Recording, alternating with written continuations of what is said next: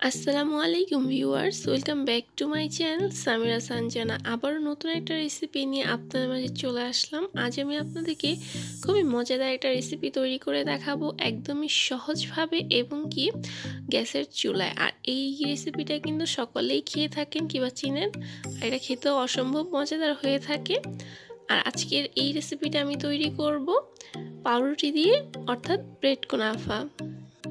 তো এই মজাদার ব্রেড কুনাফা রেসিপি তৈরি করতে কি কি লাগছে চলুন দেখে নেওয়া যাক।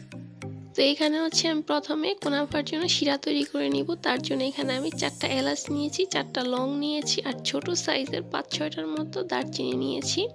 আর এখানে আমি মাঝারি কাপে 1 কাপ চিনি দিয়ে দিলাম।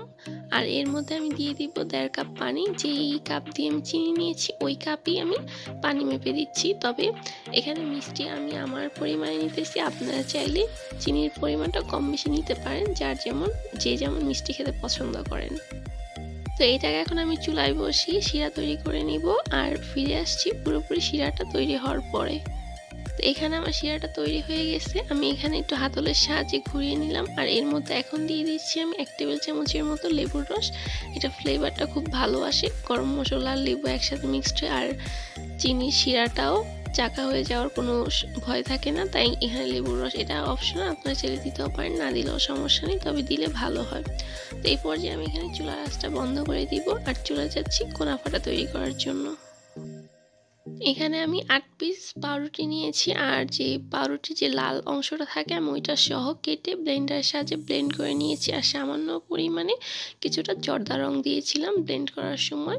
তো আমি এখানে পাউরুটির কিছুই ফেলে দিইনি, পুরোটা 8 পিস পাউরুটির লাল অংশ সহ জর্দা রং দিয়ে আমি ব্লেন্ডারে ব্লেন্ড করে নিয়েছি। আপনারা চাইলে এখানে রংটা অ্যাড করতে পারেন, না করলেও সমস্যা নেই। আর দিয়ে দিলাম এখানে আমি 50 গ্রাম বাটার। আর ওই একই মাপে আমি দিয়ে দিয়েছি এর মধ্যে ভেজিটেবল অয়েল। তো বাটার আর ভেজিটেবল অয়েলটাকে ভালোভাবে মিক্সড করে নিলাম ব্রেডের সাথে।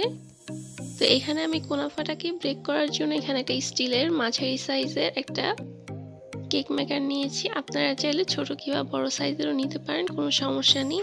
তো এর মধ্যে আমি কুনাফার মিশ্রণটা দিয়ে দিব, অর্থাৎ ব্রেডটা দিয়ে দিব। দিয়ে আমি এটাকে চারিদিকে ছড়িয়ে দিব সমানভাবে।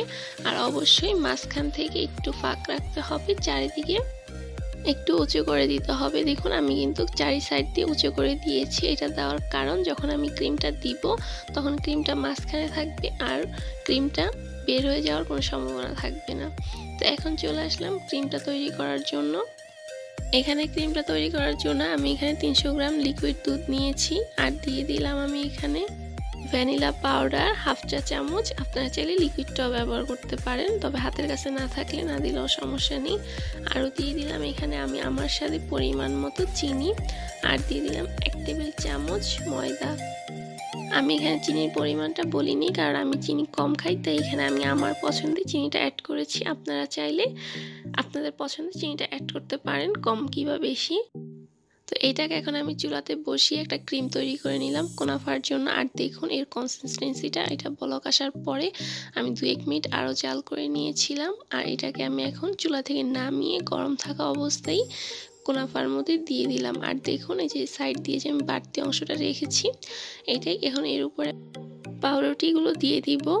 আর সমানভাবেই মুখটাকে আটকে দিব সাইড দিয়ে, যাতে এটা আমি চুলাতে ব্রেক করার পরও যাতে ক্রিমটা গরমের ভাবে বের হয়ে না আসে, কুনাফাটা যাতে নষ্ট হয়ে না যায়। তো এখন এরপরে আমি বাকি পাউরুটিগুলো দেওয়ার পরে হাত দিয়ে আলতো হাতে একটু চেপে সমান করে দিয়েছি।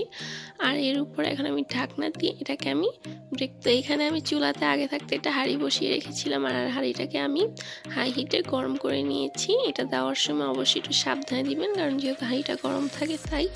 তো এখন এটাকে আমি ঢাকনা দিয়ে ঢেকে দিব। আর ফিরে আসছি 20 থেকে 25 মিনিট পরে। আমি এখানে কুনাফাটা ব্রেক করার সময় কোনো স্ট্যান্ড বা কিছুই দিইনি, আপনারা চাইলে এখানে স্ট্যান্ড ব্যবহার করতে পারেন। আর ওই ক্ষেত্রে চুলার আঁচটা সামান্য বাড়িয়ে দিলেই হবে। আর আমি তো বলতে ভুলেই গেছি, চুলার আঁচটা কিন্তু আমি একদম লো আঁচে রেখেছি, একদম মিডিয়াম আছে। আর দেখুন চলে আসলাম 20 মিনিট পরে। আর কুনাফার কালারটা কিন্তু মাশাআল্লাহ অনেক সুন্দর হয়েছে। এখানে ক্যামেরাতে যেরকম দেখা যাচ্ছে, আমি জানি না ক্যামেরাতে এমন কেন দেখা যাচ্ছে, কিন্তু বাস্তবে রংটা অনেক বেশি সুন্দর ছিল। তা আমি প্রথমে যে চিনি শিরাটা তৈরি করে রেখেছিলাম ওই শিরাটা দিয়ে দিলাম, অর্থাৎ চিনি শিরাটা ঠান্ডা থাকতে হবে আর কুনাফাটা গরম থাকতে হবে। তো এখন আমি চিনি শিরাটা দিয়ে এটাকে আমি ফ্রিজে রেখে দিব পুরোপুরি ঠান্ডা হওয়ার জন্য। এটাকে গরম অবস্থায় কাটতে যাবেন না, তাহলে এটা ভেঙে যাবে। তো আমি এটাকে ফ্রিজে রেখে দিয়েছিলাম আর চলে আসলাম পুরোপুরি ঠান্ডা হওয়ার পরে। তো এখন আমি এটাকে আপনাদেরকে কেটে সার্ভ করে দেখাবো।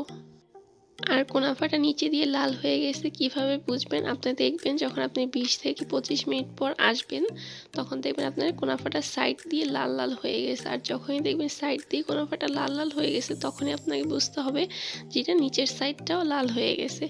আর তখনই ওই পর্যায়ে চুলার থেকে এটাকে নামিয়ে নিতে হবে।